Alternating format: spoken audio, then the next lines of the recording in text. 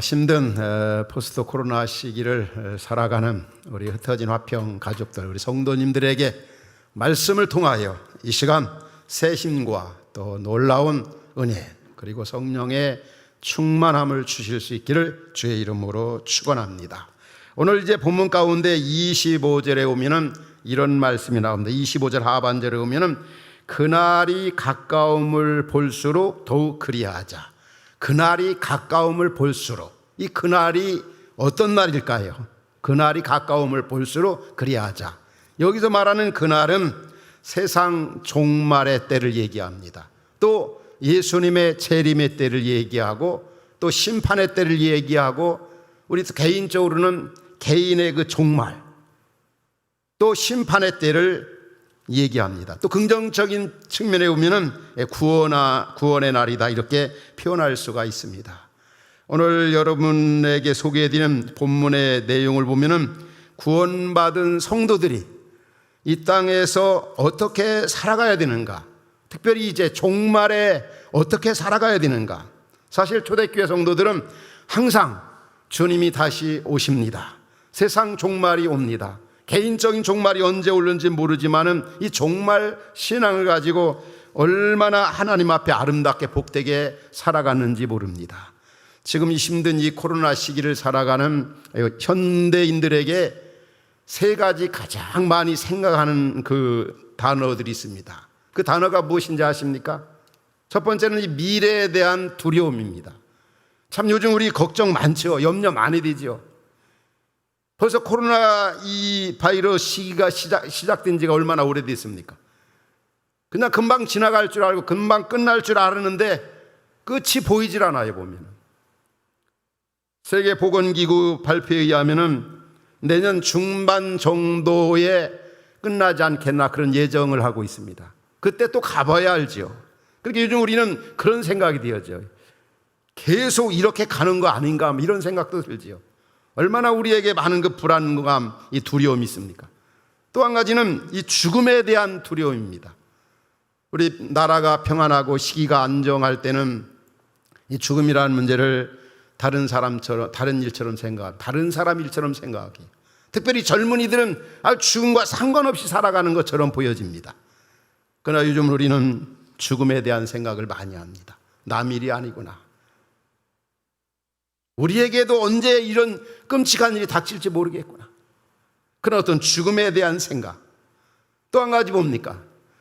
죽음 이후에 이 사후세계에 대해서 많이 생각합니다. 인생의 허무함도 많이 생각하면서 이제 죽으면 끝장인가? 그 다음 세가 있을까? 이게 요즘 살아가는 이 코로나 시기를 살아가는 현대인들의 많은 생각들입니다. 이 불안감이나 죽음이나 죽음 이후의 이 세계나 이런 부분에 대해서 우리 시사인 중에 아버님이 아직은 예수님을 믿지 않고 교회에 나오지 않으시는 분이 계신데 늘 그분을 위해 기도하죠. 아버님을 위해서. 친정 아버님.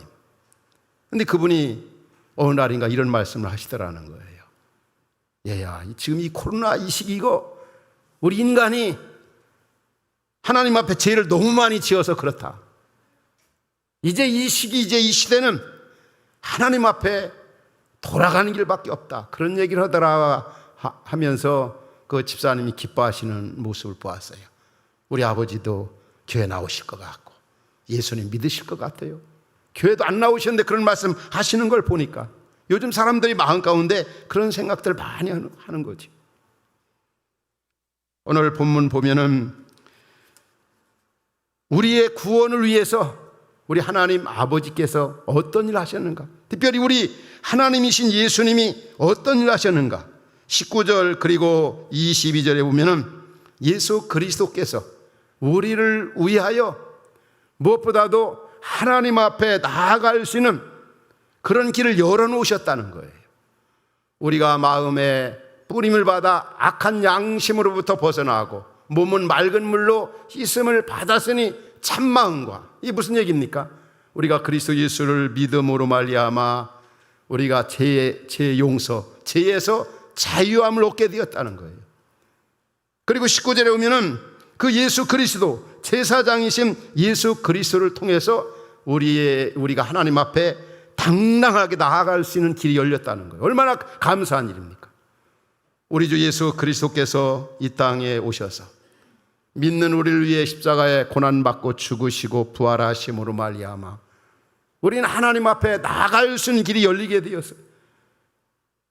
그리스도 예수 안에 우리 죄 문제에서 자유함과 해방을 받은 겁니다. 이런 그리스도인들이 어떻게 이 땅에서 살아가야 되는가?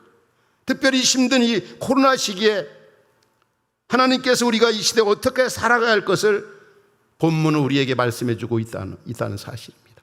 그것이 첫 번째, 22절에 보면 뭐라고 말씀합니까? 22절 하반절에 보면은 참마음과 온전한 믿음으로 하나님께 나아가자. 이 시대에 우리가 어떻게 살아야 될까? 온전한 믿음을 가지고 믿음을 붙잡고 살자 이거죠. 온전한 믿음을 가지고 살라. 한치 앞을 내다볼 수 없는 그런 상황 속에서 우리 화평의 가족들이 어떻게 살아야 되겠습니까? 온전한 믿음으로. 이 믿음 꼭 붙잡고 살라는 거죠. 사실 히브리서가 13장으로 되어 있는데 1장에서 한 10장 정도까지는 예수님에 대해서 말씀하고 기독론이라고 표현하죠. 기독론. 그리고 10장 이후부터는 종말론에 대해서 말씀하고 있어요. 종말. 그리스도 예수님을 만나 구원받은 하나님 나라 백성들은 이 종말 신앙을 가지고 어떻게 살아야 할 것인가를 이 히브리서가 말씀하고 있기 때문에 이 히브리서는 요즘 이 코로나 시기를 살아가는 우리에게 아주 적중한 말씀이라고 볼 수 있습니다. 예수 그리스도는 누군가? 그분이 우리 인간 구원을 위해서 어떻게 살았는가? 그리고 종말에 우리는 어떤 삶을 살아야 되는가? 가장 중요한 첫 번째 삶은 온전한 믿음, 참 믿음 붙잡고 굳게 붙잡고 살라는 거죠. 우리가 이 시기를 살면서 믿음 놓치면 모든 걸 다 잃어버린다는 사실을 알아야 합니다. 우리 믿음이 얼마나 중요합니까? 우리가 아는 바대로 믿음으로 구원받잖아요. 믿음으로 의롭다함을 얻지 않습니까?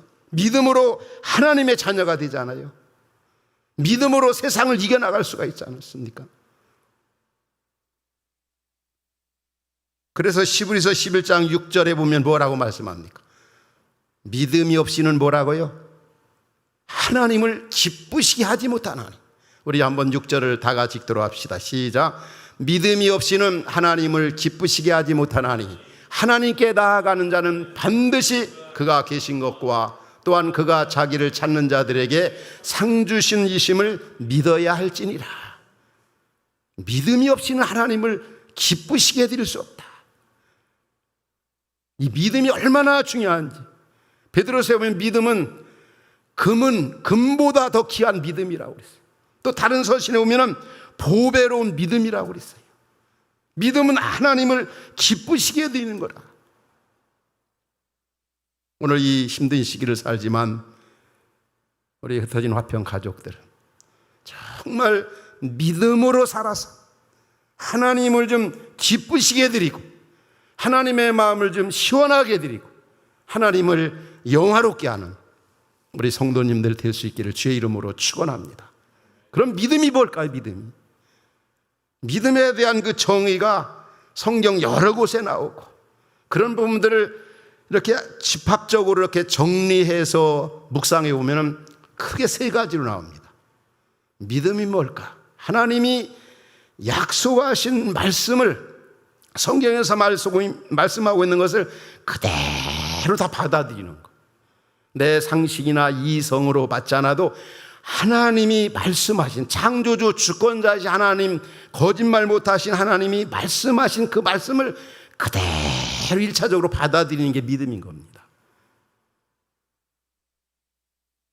그래서 히브리서 11장 믿음장이라고 하는 히브리서 11장 1절은 믿음의 정의를 어떻게 내리고 있습니까? 믿음은 뭐라고요? 바라는 것들의 실상이요 보이지 않는 것들의 증거니.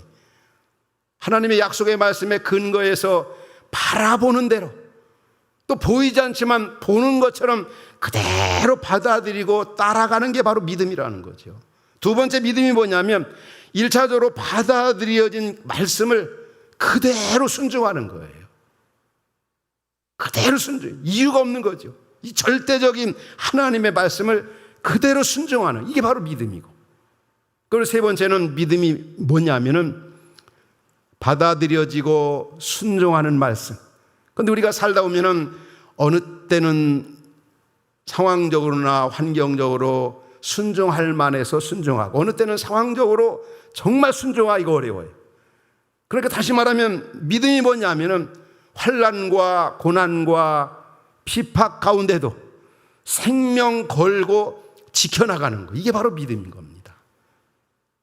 이런 그 믿음을 주님은 굉장히 우리에게 요구하시고, 이 시대 속에서 이 믿음을 꼭 붙잡고 살라고 시브리 기자는 우리에게, 그 당시 사람들에게나 현대를 살아가는 우리에게 말씀하고 있다고 하는 사실입니다. 그래서 우리가 믿음을 잃어버리면 모든 걸 다 잃어버린다고 하는 사실입니다. 왜 시브리 기자가 오늘 본문에서 하나님 말씀으로 이런 말씀을 전했을까? 그 시브리서 그 배경을 보면은 그 선임자가 그 시브리 공동체 교회를 이렇게 열심히 목회를 훌륭하게 잘하다가 그 공동체를 사임을 하게 되었어요. 그런데 후임자가 들어왔는데 교회가 흔들리기 시작하는 겁니다.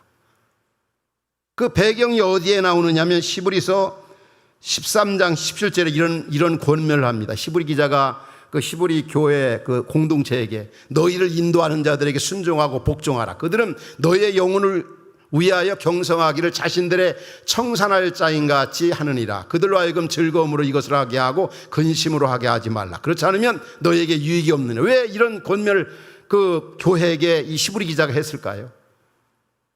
후임자에게 순종하지 아니하고 복종하지 아니하고 또 교회 안에 이상한 기류가, 나쁜 기류가 흘러오고 있는 거죠.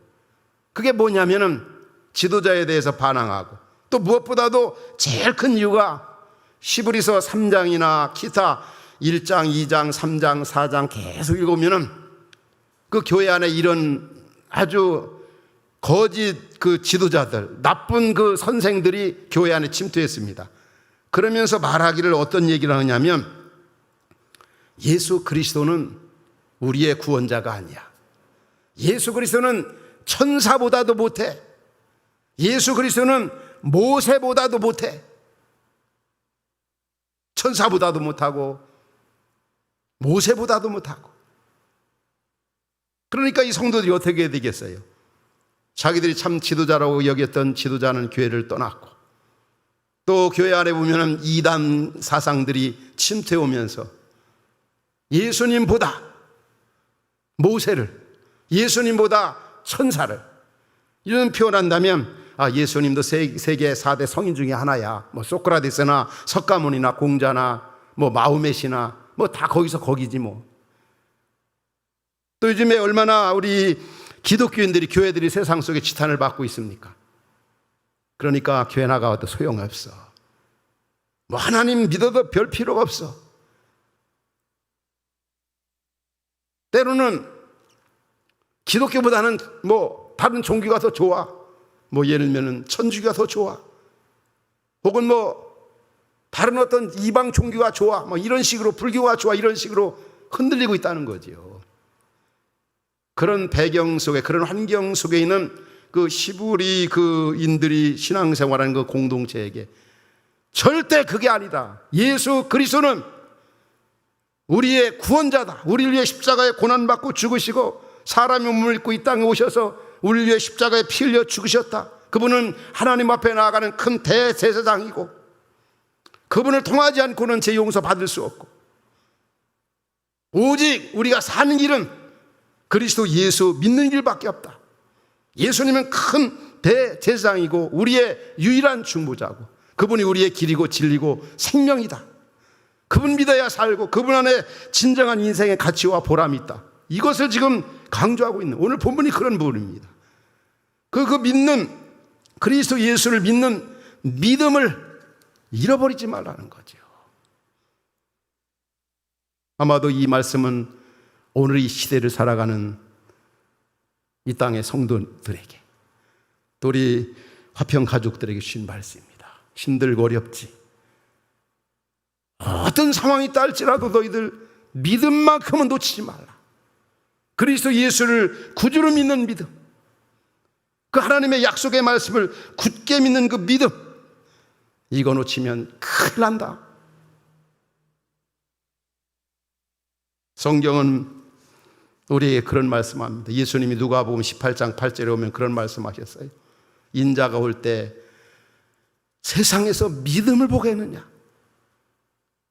믿음이 인생의 전부고 믿음이 중심이 아니라 그냥 하나의 액세서리, 종교생활을 한다는 거죠. 정말 믿는 자 찾아보기가 쉽지 않다는 참 믿음의 정의를 말씀드렸잖아요. 이런 믿음을 가지고 이 시대를 살아갈 때 하나님이 우리를 통해서 놀라운 일을 행하실 겁니다. 오늘도 이런 믿음 있는 자를 찾고 계십니다. 아무리 어렵고 공고하고 한치 앞을 예견할 수 없는 시대 속에 살지만 이 금보다 귀한 약속의 말씀을 붙잡고 굳건히 서는 이 믿음으로 살라는 거지. 두 번째 23절에 보면 또 그날이 가까움을 볼수록, 종말이 가까움을 볼수록 23절에 이런 말씀이 나옵니다. 또 약속하신 이는 미쁘시니 우리의 믿는 도리의 소망을 움직이지 말며 굳게 잡고, 소망을 굳게 붙잡고 살라는 거예요. 소망. 무슨 소망일까요? 하늘 소망, 예수 그리스도에 대한 이 소망을 끝까지 붙잡으라는 거예요. 지금 세계 각 도처에 일어나고 있는 여러 가지 현상들을 보면은 지구가 세상 종말이, 혹 예수님 오실 날이 얼마 남지 않았다, 이런 생각들을 많이들 합니다. 뭐 성경을 떠나서 일반 사람들도 그렇게 많이 말하고 있잖아요. 그래서 우리가 세상을 보고 사람을 보면 실망하고 좌절하고 흔들리고 넘어지고 불안하고 좌절하기가 참 쉽습니다. 무엇보다도 새 하늘과 새 땅, 하늘의 소망을 굳게 붙잡고 살라는 거예요. 내가 무엇을 바라리요? 나의 소망이 주께 있나이다 고백하던 시인과 같이 말입니다. 우리 고린도 후서 4장 16절부터 18절 보면은 요즘 시대를 살아가는 우리에게 참 너무 적중한 말씀인 것 같아요. 바울은 고린도 교인들에게 뭐라고 얘기합니까? 하나님 말씀으로, 그럼 우리가 낙심하지 않은 우리의 겉사람은 낡아지나 우리의 속사람은 날로 새로워지도다. 나이가 들어가면서 겉사람은 후패합니다. 그럼 우리의 속이 날로 새롭다는 것은 주님으로 말미 하늘의 소망으로 날로 더욱더 그 영광이 차고 넘친다는 거예요. 그러면서 우리가 잠시 받는 환난에 경한 것이 그 영원한 영광에 중한 것을 우리에게 이루게 함이니, 그러면서 뭐라 합니까?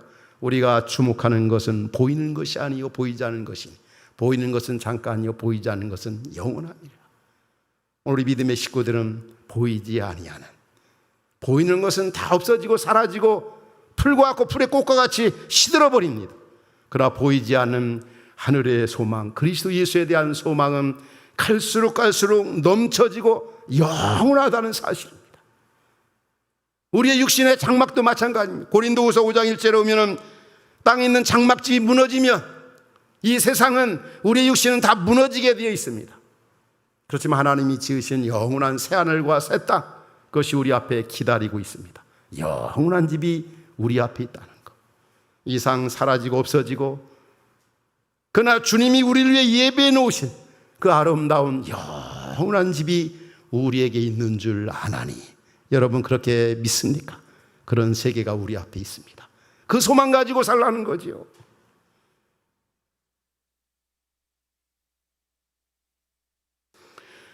그래서 바울은 나면서부터 로마의 시민권을 가진 사람이지만 그거 자랑하지 않았어요. 오직 우리의 시민권은 하늘에 있는지라. 믿음의 식구들은 하늘의 시민권을 가지고 이 땅에서 산다는 거죠.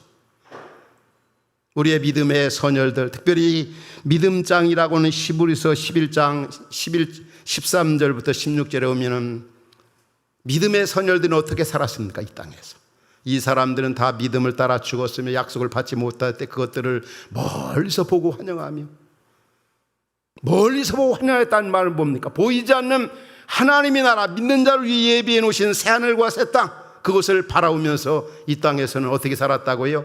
애국인과 나그네임을 증언하였으니. 이 이상의 전 소망을 두고 살아가는 사람들, 요즘에 더 힘들 겁니다. 더 어려워요. 왜? 보이는 것이 전부인 것처럼 사는데 무너지는 것 같고 없어지는 것 같고 뭔가 보이질 않으니까. 그러나 우리 믿음의 식구들은 보이는 것도 중요하지만 보이지 않는 영원한 거, 없어지지 아니야. 그 나라를 바라보며 이 땅에서 애국인과 나그네 의식을 가지고 살아가는 거죠. 우리 흩어진 화평교회, 이름의 의미를 여러분들 잘 기억하죠. 세 가지 의미가 있습니다. 흩어진 화평교회. 어떤 분들은 왜 흩어져야 되냐, 모여야지 왜 흩어지는 교회 이름을 지었느냐.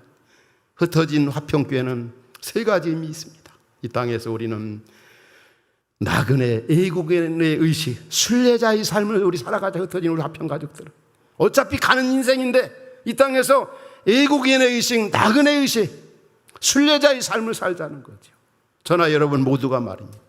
또 하나는 선교적 삶을 살자. 통전적, 선교적, 온 구원받은 한 나라 백성으로서 이 교회가 선교하지 않으면 교회 존재 의의와 가치가 없는 거. 하나님의 온통 관심은 다 하나님 나라 구현과 건설입니다. 우리 선교적 삶을 살아가자. 우리의 삶의 현장에서 아브람처럼, 믿음의 선열처럼 말이 그렇게 선교적 삶. 또 하나는 화평케 하면은 화평케, 화평을 만드는 사람으로 살아가자. 이쪽 저쪽이 아니고 무슨 바가 아니라 우리 항상 하나님 평화를 만드는 중보자의 삶을 살아간다는 것. 예수님이 사신 삶처럼.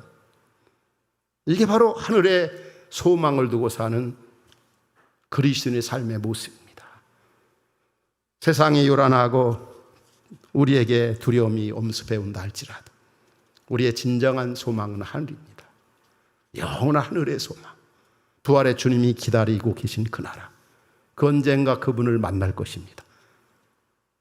그 하늘의 소망을 가지고 믿음의 소녀들은 그렇게 살았습니다.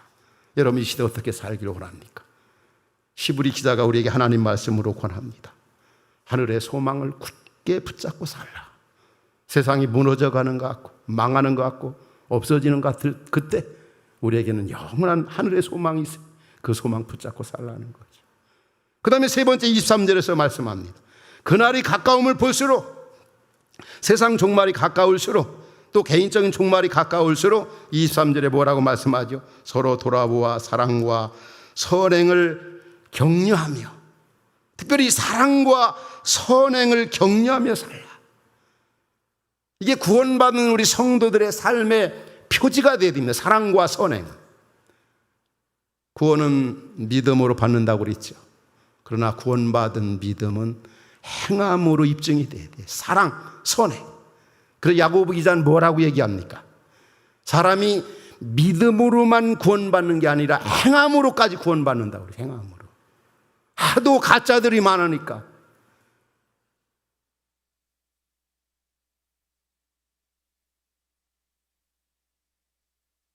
우리 성경에 그런 교훈들이 많이 있죠. 말과 혀로만 사랑하지 말라. 여러분, 저나 여러분 이 시대에 특별히 뭔가 말로 자기의 의견을 이렇게 상대방이 받아주길 원하지 말아야 돼요. 또 좋은 얘기, 그게 중요한 게 아닙니다. 행함이 중요합니다. 행함. 그래서 성경은 그렇게 말씀하고 있지 않습니까? 말과 혀로만 사랑하지 말고 행함과 진실함으로 하라고.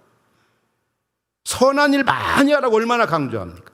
구원받은 자에게 가장 아주 따라붙는 그 단어가 선행이에요. 선행.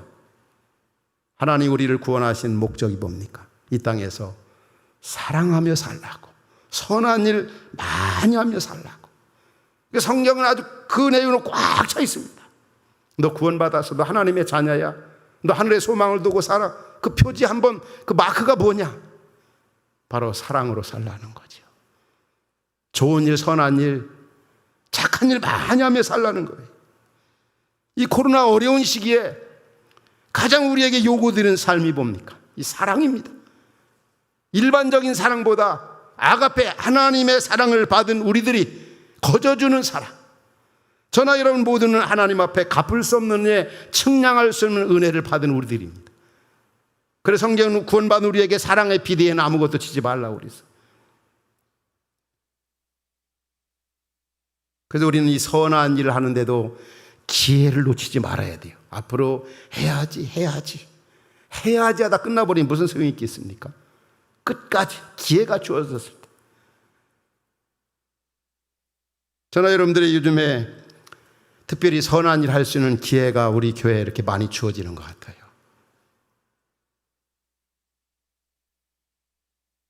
이 아프리카에서 선교하시던 그 선교사님 네 분이 그쪽에서도 코로나 확진 판정을 받고 참 고생하다가 이제 나음을 입고 이제 한국으로 들어오셨습니다. 그래서 저는 그분 들어오시면은 좀 우리 교회적으로 좀 잘 대접해야 되겠구나. 식구들 식사도 좀 맛있게 최고 좋은 음식도 대접하고 또 그 다음에 또 우리 교회에서 참 어려운 가운데서도 좀 선교비도 좀 넉넉히 드리고.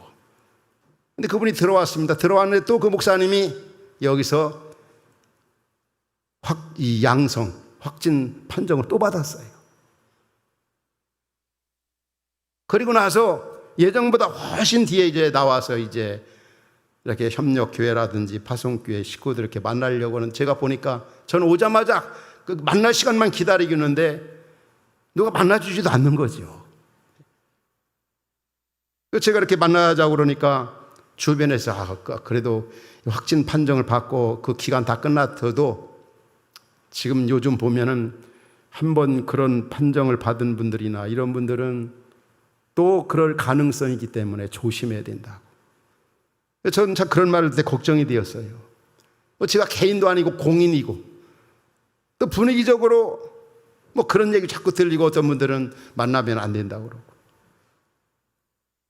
그래서 저는 어떻든 우리 교회적으로도 이분은 또 얼마 시간 지나면 지나가야 되잖아요. 얼마나 그 확진 판정 받아서도 힘든 나날들을 보냈는데 또 교제하고 협력했던 그 교회나 또 관계자들과 또 이렇게 예면한다고 할 때 돌아가서 얼마나 힘들겠어요. 저 나름대로는 제가 교회를 대표하지 않습니까? 그래서 기도하고 식사 그런 건 하지 않았지만은 방역수칙 7가지 철저하게 지키면서 몇 주 전에 이렇게 만났습니다. 식사는 못했지만 차 나누고 또 선교 보고 또 기도도 해드리고 그리고 우리 교회에서 준비한 그런 선교비도 드리고 그랬습니다. 또 한 분은 또 우리 선교사님 그 사모님 한 분이 또 암으로 판정을 받으셨어요. 근데 어느 병원에 갔다 오셨는데 또 그 병원에 다행스럽게 그분이 그 암병동에는 그런 일이 있지 않았지만 다른 병동에서 집단 또 이 코로나 감염이 일어나가지고 다 또 폐쇄가 되고 그분을 또 이렇게 만나서 기도해드리고 또 같은 시간 교제하려고 그러는데 그 역시도 또 고민이 된 거죠. 해야 될까 안 해야 될까 만나야 될까 안 만나야 될까. 나 개인적인 그런 사람이라면 얼마든지 하지만 또 이 교회적인 그런 부분도 있고 그래서 기도했어요. 새벽마다. 하나님 어떻게 합니까? 만나야지. 그러면서 만났습니다. 만나서 이렇게 같이 교제하고 기도해드리고 또 식사하러 가서는 완전 격리해. 그 두 분끼리 식사하고 저는 저 나름대로 아내와 같이 이렇게 식사하고 그리고 거리 두기를 하면서 제가 이런 말씀을 나누는 것은 어떻게 보면은 지혜롭게 모든 일을 해야 되겠지만 이 기회라고 하는 것을 놓쳐버리면 참 힘든 시기에 우리가 이 돌보고 섬겨하고 선행을 실천해야 할 대상들이 얼마나 많은지 모릅니다. 성경은 말씀합니다. 기회가 있는 대로 기회를 잘 활용하라. 지난 주간에도 우리 미디어 팀 그리고 우리 교회에서 형제교회 두 교회를 지금 이 미자리 교회 같은 데는 이 장비라든지 사람, 이 자원 그런 관계로 인해 가지고 이 온라인 예배가 제대로 실행이 안 되고 있어요. 그래서 우리 교회가 또 우리 미디어 팀이 가서 예배 잘 할 수 있도록 장비와 그 다음에 그런 연결 그런 부분을 잘 가르쳐주고 섬겼습니다. 얼마나 참 귀한 일이 아름다운 일입니까? 우리 교회에서 이 힘든 시기에도 나그네 분들 힘든 분들을 할 수만 있으면 하라. 이게 성경의 교훈이지 않습니까? 이게 마지막 남는 거지.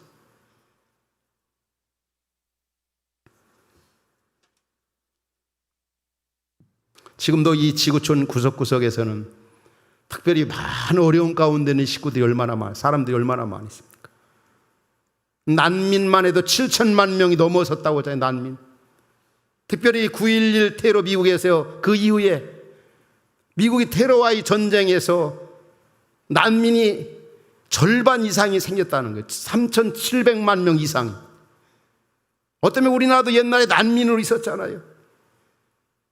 그들을 돌보고 그들을 섬기고 그들을 기도하는 일에 우리가 소홀히 하지 말아야 합니다.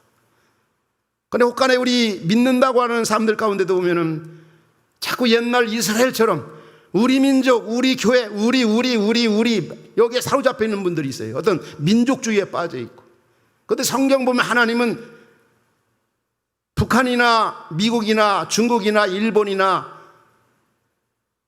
모든 열방이 다 예수님 안에서 하나가 되는 걸 원하고 한 백성, 한 민족 되는 걸 원하죠. 에베소 1장에 보면 우리를 구원하신 목적도 땅에 있는 것이 하늘에 있는 것이나 다 그리스도 안에서 통일되게 하려 합니다. 하나가 되는 걸 그렇게도 원하셔. 그런데 자꾸 우리 믿는다고 하는 사람들이 자꾸 갈라지고 말이에요. 그 이유가 뭐라고 생각합니까? 이 하나님 나라 가치관을 갖고 있지 않기 때문에 그래요.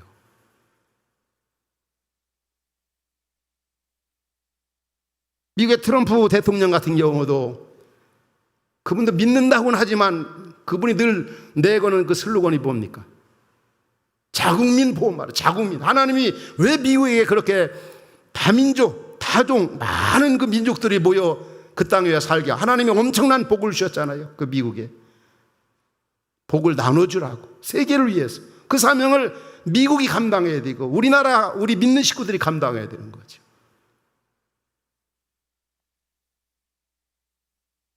중국의 시진핑 같은 경우도 그렇죠. 정말 문제가 뭡니까? 누구나 다 이 코로나 발원지가 중국 우한이라고 얘기합니다. 거기 때문이다 이렇게 뭐 함부로 얘기하는 건 어렵지만 근데 적어도 그런 예의는 좀 갖춰야 되는데 이제 코로나에서 완전히 해방됐다 해가지고 우한에서 뭐 그 워터 그 파크 물 축제하고 또 맥주 축제를 벌이고 지금 이 세상의 이 열방이 어떻든 누가 그렇게 표현하는 것처럼 중국의 발원지 우한에 그 일로 인해 가지고 어떻게 됩니까 지금 3천만 명 가까이가 확진 판정을 받았었고 이 고양시만한 그런 100만 가까이가 지금 사망을 했고 218나라가 지금 다 이 코로나 바이러스 인해 가지고 중국 우한에서 발생한 이 코로나 바이러스 인해 가지고 얼마나 고통을 당하고 완전히 이 지구가 초토화되어 버렸지 않습니까? 그러면 적어도 그 나라 대통령, 그 나라 시진핑이든 그 지역 사람이든 옆에 있는 나라들이나 세계가 고통당하고 있는 걸 보면서 적어도 기본적인 예의는 갖춰야 될 거 아니에요. 그런데 우리는 해방받았다 가서 축제 벌이고 이런 거. 특별히 믿음의 식구들이 세상 속에서 그런 모습을 보이는 것은 정말 아닙니다.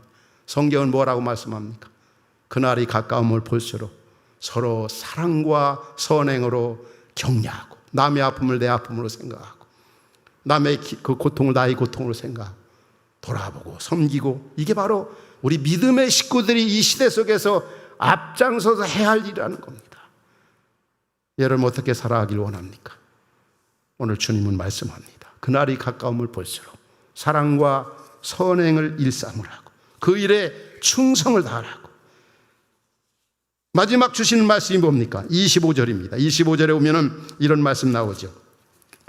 같이 읽을까요? 자, 시작. 모이기를 피하는 어떤 사람들의 습관과 같이 하지 말고 오직 권하여 그날이 가까움을 볼수록 더욱 그리하자. 뭐라고 그랬습니까? 모이기를 힘쓰라고. 모이기를. 다시 말하면 공동체적 삶에 집중을 하는 거예요. 그날이 가까움을 볼수록 개인적인 종말이나 우주적인 종말이나 세상 끝날처럼 보여지는 그때 힘써야 할 삶의 모습은 공동체적 삶. 모이는 일에 힘쓰라는 말은 함께 모여 기도하고 예배하고 교제하고 찬양하고 모여야 된다는 거예요. 이 공동체. 이 공동체는 교회의 본질입니다. 하나님께서도 한 분이시만 자기를 성부, 성자, 성령, 삼위로 계시하신 의도가 있습니다. 하나님은 관계적 존재, 공동체적 존재. 그런데 오늘 우리 시대하고는 너무나 맞지 않습니다. 이 코로나 바이러스가 가져온 가장 큰 폐단이 뭡니까? 우리 기독교적인 교회론적인 관점에 보면은 완전히 파기시키는 거죠. 왜? 모이고 공동체를 강조하는, 또 제 목회에서도 제일 강조되어지는 우리 공동체입니다. 가정교회, 이 소그룹 관계 목회. 목회는 관계다. 얼마나 중요합니까? 우리 사람이 관계적 존재인데 이 뭡니까? 이 코로나는 이런 거 다 흩으라는 거죠. 개인적으로, 온라인, 개인적으로. 그런데 우리가 그렇다 해서 모이는 일을 게을리한다든지, 모이는 일을 소홀히 한다든지, 우리가 나태에 빠지면 안 되는 거죠. 성경은 이 공동체, 모이는 걸 아주 크게 강조하고 있어요. 그런데 이 정부에서 이 코로나로 인해서 모이지 않도록 행정조치를 내는데 어떻게 보입니까? 이 성경과 위배된 일처럼 생각해요. 이렇게 착각하는 분들도 우리 한국교회 안에 혹은 지도자들은 있죠. 물론 그 나름대로 일리는 있어요. 뭐 이것이 옳고 저것이 옳다를 떠나서 중요한 것은 성경이 어떻게 말씀하고 있느냐 이거죠.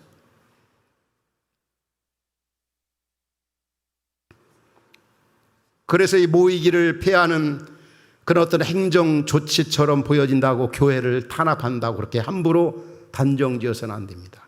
지금 무슨 뭐 일제시대도 아니고 또 6.25 때도 아니고 뭐 정부에서 그렇게 합니까? 아니죠. 정부에서 예배하지 말라는 게 아니에요. 예배하지 말라는 게. 그런데 어떤 분들은 예배는 하나님의 명령이다. 예배는 생명을 걸고 해야 된단 말이에요. 맞는 말이죠. 근데 그것만을 알면 그것만 생각하면 안 돼요. 정부에서 예배하지 말라고 하지 않잖아요. 한시적으로 제한적으로 온라인 예배로 좀 하라. 왜? 이웃 생명을 위해서. 이 생명과 직결되는 부분이기 때문에. 이런 입장에 보면 성경은 우리에게 예배하지 말라고 하는 말씀이 많이 나와요. 예배하지 말라. 예배하지 말라고 할 때는 어떤 때 예배하지 말라고 했냐면 믿는다고 하는 사람들이 세상 속에 나가서 나쁜 짓 하고 악한 짓 하고 이웃의 생명을 해치고 가난한 자 약한 자를 학대하고 그런 마음을 가지고 예배하려고 할 때 예배하지 말라고 그래요. 기도하지 말라고 그랬어요. 찬송하지 말라고 그랬어요. 성경에서 말하는 예배는 어떤 예배입니까? 바로 이 공동체로서의 예배, 함께 모여 예배. 그래서 우리는 온라인도 가정의 식구들끼리 함께 모이고, 지금 우리가 줌으로 이렇게 모이지 않습니까? 세미나든 또 혹은 가정교회 모임이든 시대적 정황에서. 그러나 중요한 정신은 함께 공적으로 예배하는. 그래 온라인 예배가 가지고 있는 취약점들이 많이 있습니다. 한시적으로 우리는 최선을 다해야 합니다. 우리 공동체는 모이는 일을 소홀히 하지 말아야 합니다. 모이는 곳에 공동체적인 그런 삶을 살아갈 때 하나님의 역사와 인재하심과 능력이 많이 나타납니다.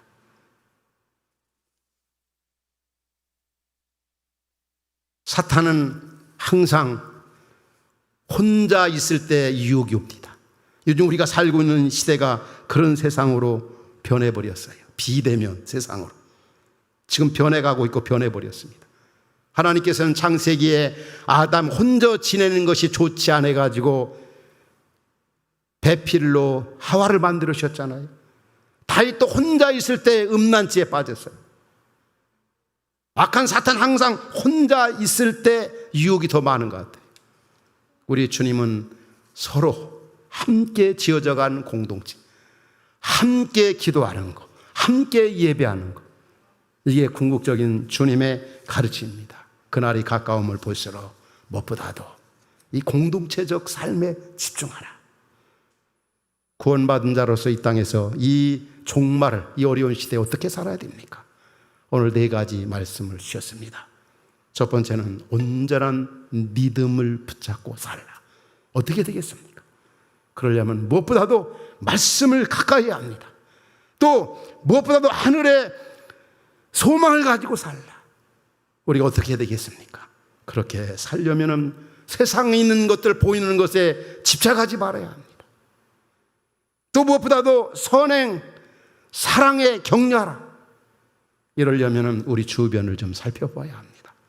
우리 주변에 지금도 힘들게 보내는 그런 식구들이 얼마나 많이 있습니까? 또 우리 공동체적 삶, 이 시대, 우리 공동체에서 모여진 일, 교제하는 일, 교육, 훈련, 배우는 일 할 수만 있다면, 지금은 우리가 온라인 이 줌으로 모이는 이 공동체성을 이제 강화해 나가고 있지만, 우리 기본 마음만큼은 이 공동체성이 얼마나 중요하다는 사실을 알고 우리가 모이는 일에, 함께하는 일에, 그래 이전보다 더 아름다운 공동체 이루어가는 일에, 오늘 또 어려운 시대를 살아가는, 코로나 시기에 살아가는 우리 흩어진 화평 가족들의 주신 말씀, 이 네 가지 말씀 붙잡고 승리의 삶을 살아가는 그런 은혜가 우리 모두에게 있기를 주의 이름으로 축원합니다.